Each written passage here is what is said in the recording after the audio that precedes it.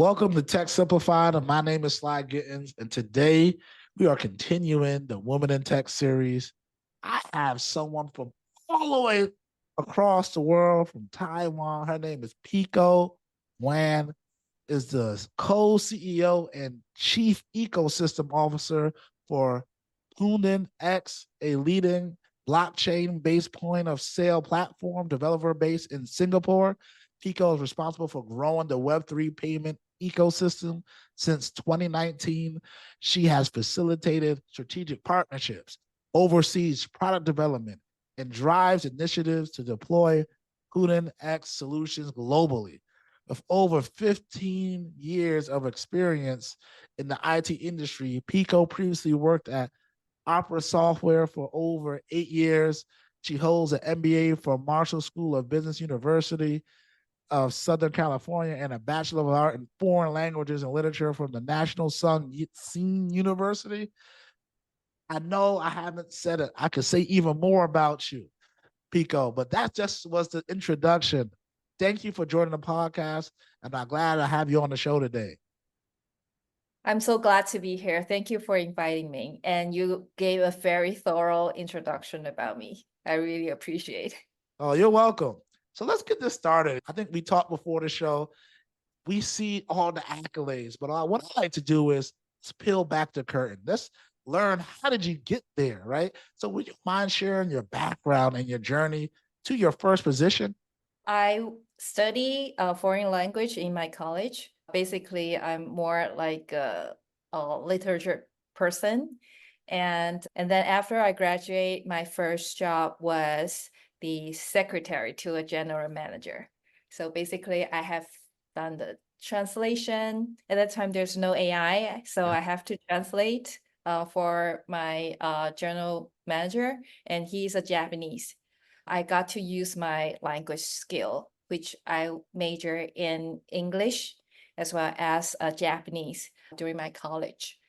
And at that time, I thought I should have achieved more than just translation. I'm looking at the specific skills that I can focus in. And then at that time, there was a organization change in the company, and the group general manager would like to have me transfer either to be his secretary, or I can choose like a PR profession in the hotel, which is the hotel in Taiwan that can be a PR for that hotel. And that was a 5-star hotel. And then I was very much interested in what PR is. So I got into this job and then learned how to do public relations. I'm very fortunate at that time that I have learned this profession from my previous colleague, and then I do it on my own, which is there's only one PR in the hotel. And at that time, I feel like I like the job very much, and I would like to go deeper. And then I applied the job in the PR agency, which is Ogilvy Public Relations. And Ogilvy in Taiwan, it actually belongs to a really big group, which is WPP. And I got to learn more about the profession of being a PR and public relations. And I spent about 5 years in that company. And then my client mostly are technology clients. So I have been responsible for the PR launches, part of launches for Samsung, and also the foreign investment agency from Scotland, and as well as the other technology research projects, and as well as a rocket that sent the satellites to the space. So at that time, I got in touch with a lot of clients that they have the different technology, and I got to learn about different aspects of the technology. And then I went to I feel like if I would like to go build on my career, and I need to know different function, not just PR. I would like to know maybe from the direct marketing, and there's advertising, and then there are also the accounting, the different aspects of the job functions in the company. And then I was like, is PR really my true profession, really true passion? So I tried to apply the MBA program in US. And then I got into the MBA program. I learned what the other functionality is for the other jobs. And then I learned what the accounting is, what the product manager is. And then we learn a vast variety of different knowledge in the company. And then I think marketing is my true passion. I focus on this area after I have the MBA program. And then I got into Opera software and then continue my journeys there. That's how I got into my journey from just a secretary. And then I started to expand my horizon into different roles. And then I got into Pundi X, and it's also my new trial to try something other than marketing, PR, but also to really look into customer service, business development, as well as the product development. I think that's super interesting. And learning the new things has been a passion for me as well.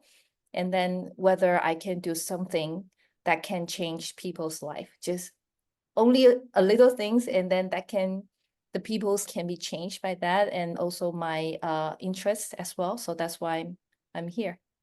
Oh, that's absolutely beautiful story. I mean, one thing, if you listen to my channel, is my tagline is always be learning, right? Because similar to you, when I first went into college, wasn't sure what I was going to do. I was an English major first. I figured if I could write a little bit better and communicate better, that would help me. And then I made a pivot to business administration, and I'm like, man, that's too general. Like, you get a degree in business administration. What do you do with that? So I'm like, all right, at school, they let you pick like concentration or focus areas. So I'm like, I picked marketing because I have the gift to gab. I can talk. I'm like, man, I got to figure out how I can use that. Let's see. It seemed like that would be a good place for me. Then I realized I've been building computers since I was like 8, 7. I didn't know you could go to school for that because my parents didn't do that. And I didn't know anyone who went to school for it. Like, it wasn't like it is now where you can get everything online and it's so easy, right? To access new careers. They didn't have these podcasts where you could learn about these things. So I ended up doing both of them because I didn't know which one I wanted to do. Turned out to be the best 2 things ever because, like, similar to you, I took some time to develop my communication, my soft skills, and then over time, I started getting more and more technical. And as I started progressing through my career, I realized my communication skills unlock more doors sometimes than my technical skills. You need both, and depending on the role you do, you got to put more effort into one.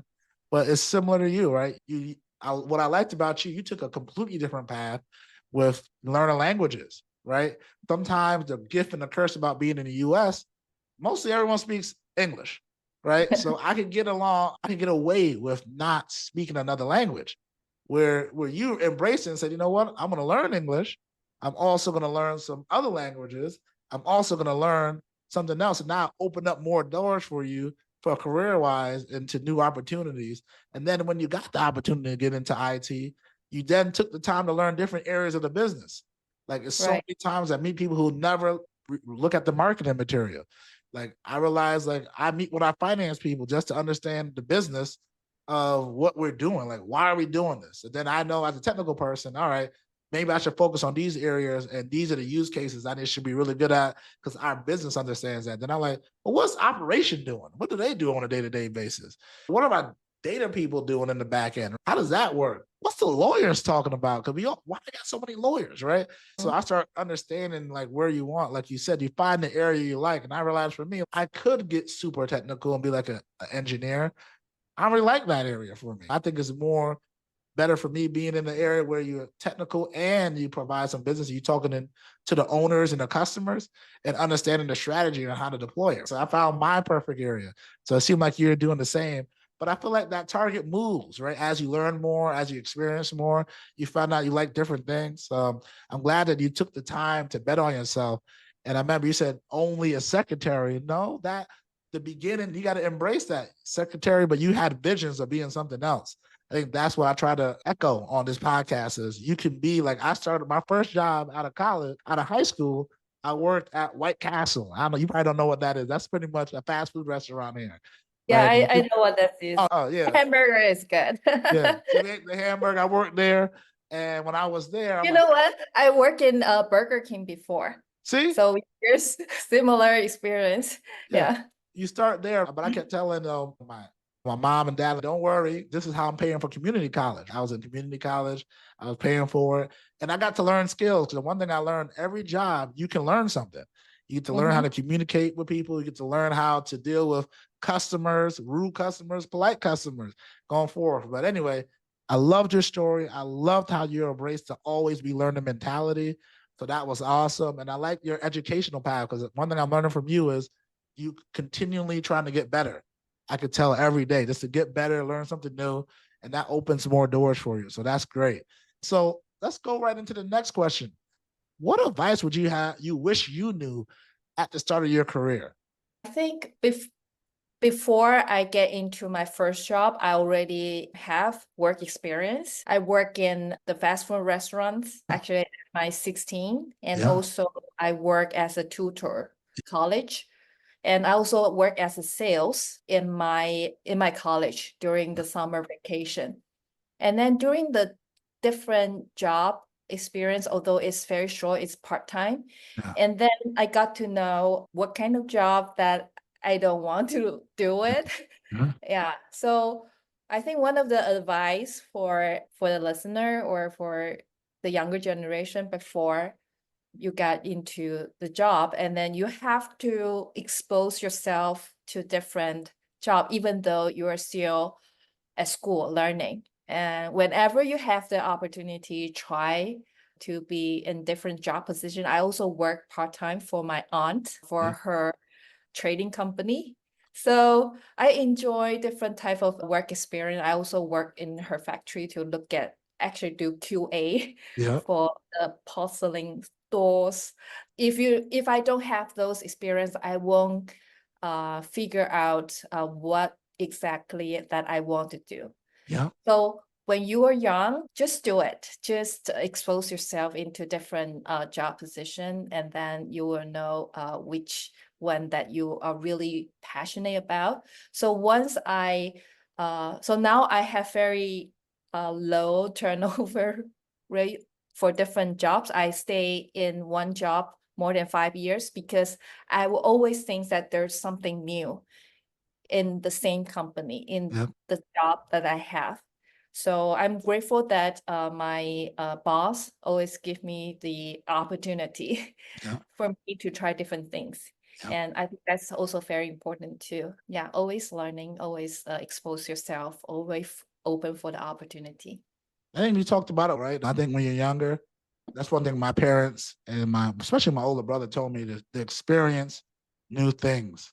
You're going to find out what you don't like and what you do. Like I said before, like I like computers. I didn't realize you could do that. I just did that for fun every day, build them apart. I started my own business in my neighborhood, probably like at 11 or 12, where I would go around and fix everyone computers. I'd take the old computers, rebuild them, and then sell them. So I would just do that naturally. Then worked at White Castle. I worked at like Office Max, another like department store. Then I worked as a student cleaner in college. I needed some money, so I'm like, man, I don't want to do this. And then I worked as a teacher. It was like an assistant to like we had our security lab. So I'm like, oh, this is pretty cool because I work remote. So when I was at school in class, when I was like bored, I would go remote in, do all my work, and then I'm like, man, I want to do a job like this. I was literally doing something else and getting the job done. So I thought that was pretty cool. And then I had a job as a help desk. And at the college, you got to deal with like break fix support. It was pretty fun, right? So by the time I got my first job, my first internship, it was at like the Officer of Emergency Management, where I was a network engineer intern, like an IT intern. And then I realized, because my degree was in telecommunications, right? In IT, that's where I focused in. I went there, I'm like, man, I do not like being in a data center. Ain't no people around. Who to talk to? Right? It's just me and these servers. So I'm like, I found myself going up and hanging out more with the help desk people. And everyone like, Slide, that's a step down. If you go to IT support, I'm like, I like it over here better than I like it there. Anyway, I found out early that's not what I wanted to do. And ultimately, that led me to my real first job. I moved back from Brooklyn to Buffalo and took a tech support job. Now, I was only making $15 an hour, and that's a little bit after college. But I knew at the company, they trained you and gave you certifications. And I knew if I took all my certifications and with my background in business, I'll be able to, like you said, I was in the same company for about 6 years and I had 7 to 8 promotions. So then I end up overachieving than what I was supposed to make. But anyway, yeah, I think it's really important to not only when you do those roles to figure out what you want to learn from those roles. And it could be even if it's like a pretty low end role, like when we worked at fast food, you learn skills there, but you also learn what type of work, like you said, you don't want to do. And then, like you also Yes. said, you can ask for different projects at work. Like I got a lot of friends who wait until if you got a good manager, they always keep you busy. But sometimes you might not get a good manager who doesn't realize you're bored. So you got to be like, for me, I get proactive. Like I created this podcast and other things because sometimes for me, like my job works in patterns. So I can break the job down into the main patterns and then I get it done and then I can work on other things. Right. So I give my friends lie, like, why do you give yourself homework? I'm like, that's how my mind works, right? But that's how you get better. You build skills that you never knew you could do, right? I love how you said that. I think that was pretty great. So one thing I can hear from this talking with you is you have passion that's just you can just coming through your pores, right? It's everywhere.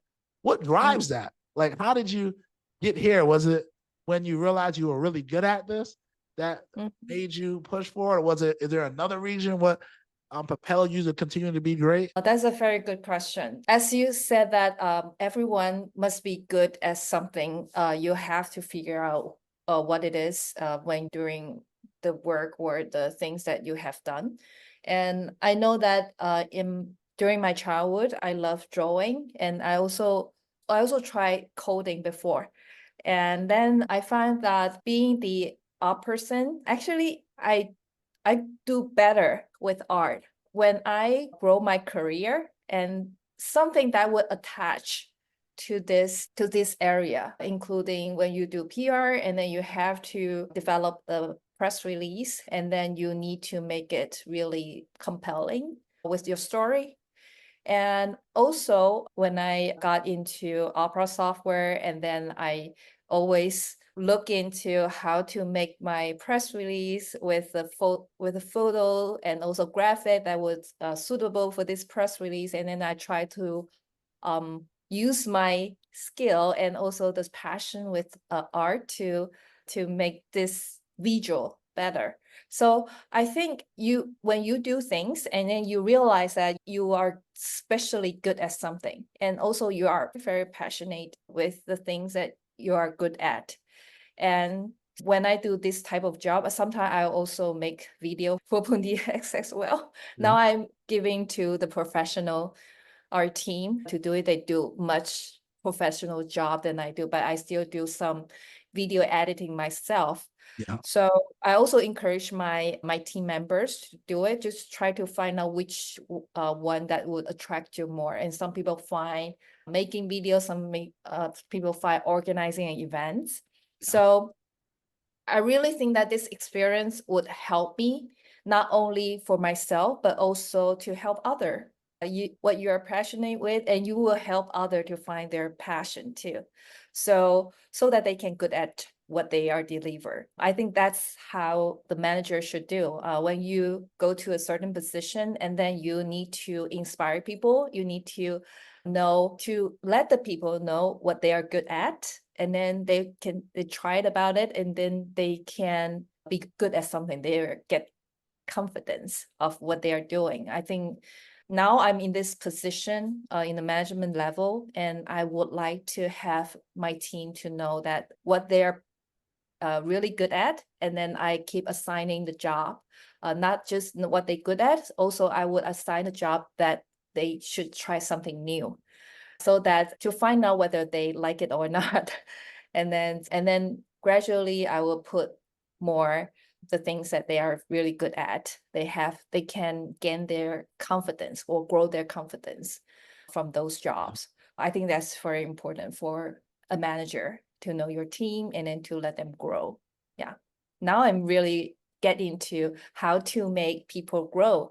That would become my passion, because as you age, grow old, and then you think the younger generation should come up and lead.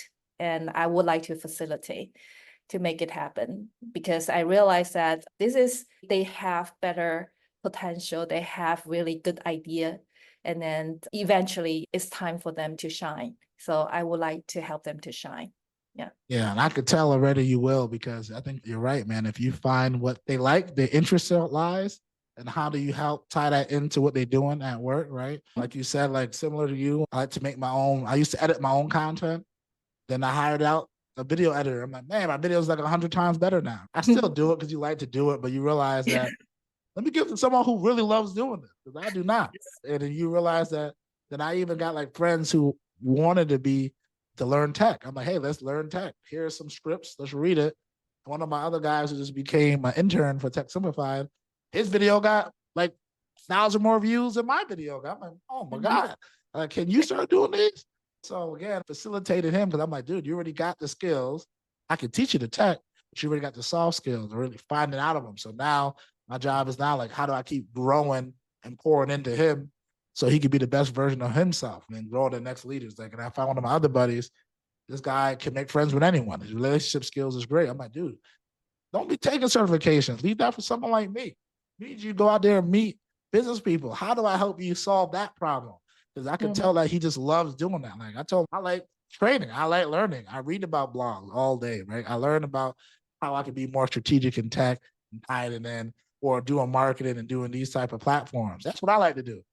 I just don't get out in person enough and meet people enough, right? This is what you like to do. Let's make you do more of this. How can I help you do that? I think that's the cool part. As you age, you want to see how can we see the resources they had that we didn't have too. Like, how can we help them keep aspiring and reaching their full potential, right? And leading. And I think it took me a while to do that. I'm used to being the talent, I like to call, where you are the one that's delivering the results.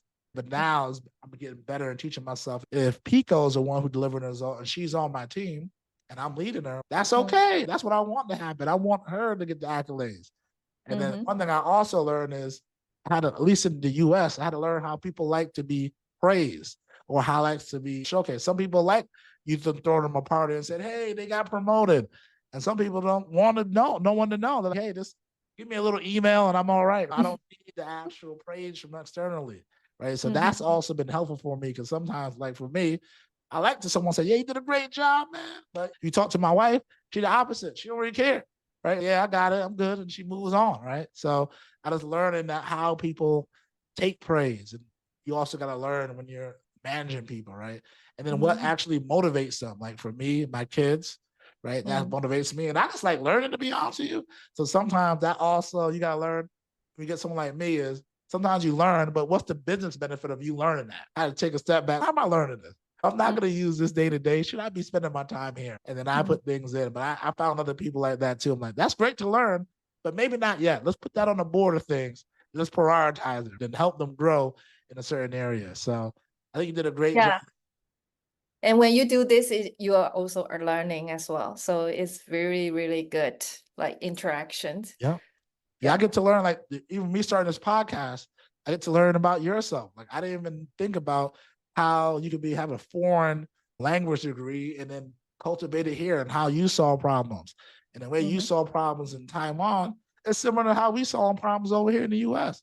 Completely different backgrounds, right? Similar stories, right? You wouldn't even expect to have a similar story, right? And we do.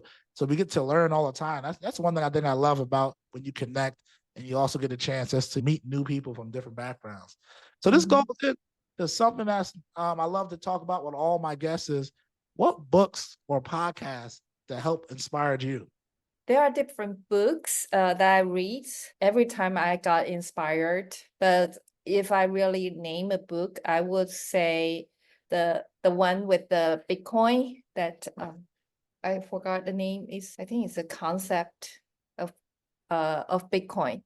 After I read that book and also got into the technology and also read the white paper of Bitcoin, and I really changed my view regarding the financial environment.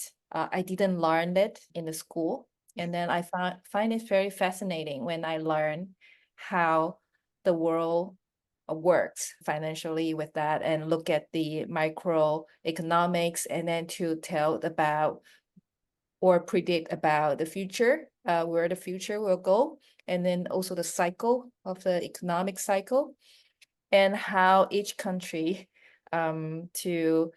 I would say to look into how to survive in this world, how to work with different countries, and then how this conflict becomes.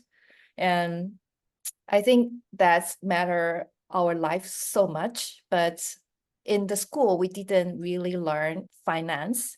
We didn't learn we learned microeconomics, but when you know how money works, and then you find, okay, and this technology actually can facilitate a decentralized monetary system. And then you got to think about all the countries, all the currency, and then we are living in a very centralized world. I believe that in the near future, because what you have said that although we have different background, but sometimes we share common things. Perhaps maybe those background or those cultural differences, languages differences, actually separate us from knowing each other. And then with the decentralized system that would help us to move towards to the same one human race. Yeah. That we don't separate based on the countries, based on Right. the different languages or cultural background that you have. We are here to survive, to make the world better. And why don't we work together and make the world better, right? Yeah. So that inspired me a lot by starting with this book. And then I got into this Web3 business. So I really think that we are in the transition period from centralized Yeah. different countries and then moving towards to tear those barriers down. Agreed. Yeah. I think sometimes, nationalism gets in a way of just making connections. Luckily, I've been afforded the ability to travel and meet different people. And I met people in the different parts of the world that were nicer than some people I knew home. And then that would call me now, like, Sly, how's it going? I'm like, man, you remember it's my birthday? What's going on? We talking, right? And the only thing different from us is that I live in the US, they lived in Europe, they might live somewhere else, right? But and then also me growing up, I think I told you in the beginning of the podcast is my parents from Barbados. So I saw the ability how to transfer money back, how painful it was, and being able having to convert it, right? Same thing for me with Bitcoin. I kept a good amount of that just because I knew that was going to be the future. And I even got some Ethereum, two ones that I try to diversify in addition to the other monetary systems, just because I could tell that's the future. Because I look at it as how with the credit cards or debit cards, how many people are really carrying around cash or coins? And when I go in the store, they tell me only cash. I'm like, I don't have cash. You don't take anything else. So now for me, when I see Bitcoin and fully digital, I'm like, I'm okay with that because I've already been living that way already right now. And like you said, when you realize how complicated it is on the back end with the centralized systems and then with hacking at all-time high now, having that one area where you can penetrate to get that information versus a distributed system is different, right? The technology is pretty solid, right? Yeah, that's definitely, I'm going to make sure to add that book because I haven't read that book, but I will. So I could talk to you all day, Peko. We're getting to the end. I want to make sure that the conversation continues for the audience. What ways can our audience follow your work and get in touch with you? I have a Twitter account, x.com account, Peko, Peko 0413. So you can follow my account there. And the company that I work for, Pundi X, there's a Twitter account that you can see our updates and new news about that. It's Pundix Labs. So you can find us on x.com. I also have LinkedIn, and you can connect me through LinkedIn through professional level if you have any questions on our company or on anything, and then you can contact me over there. Sweet. I will make sure to put those links inside if you're watching on YouTube in the description, and if you're listening to this in the show notes. So, Pico, it was my absolute pleasure to talk to you today. I really enjoyed the organic conversation. Thanks again for appearing on the podcast. And until next time, Sly Gittens and Pico are out. Peace. Thank you for having me. Oh, you're welcome.